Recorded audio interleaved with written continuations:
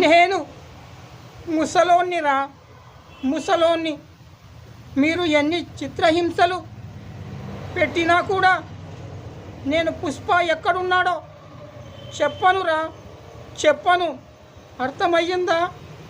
ఏం చేస్తారు మీరు నన్ను మహా అయితే చంపుతారు. ఎలాగో చావడానికి సిద్ధంగానే ఉన్నాను, కానీ పుష్ప ఎక్కడున్నాడో మాత్రం చెప్పనురా, చెప్పనుగాక చెప్పను.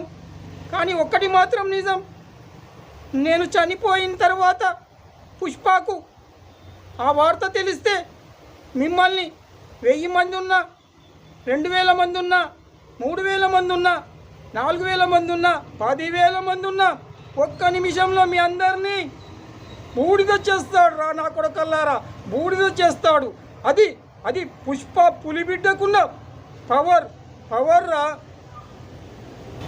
పుష్ప అంటే పేదోళ్ళ బతుకుల్లో కాంతిని నింపే కాంతి కెరటం. అర్థమయ్యిందా?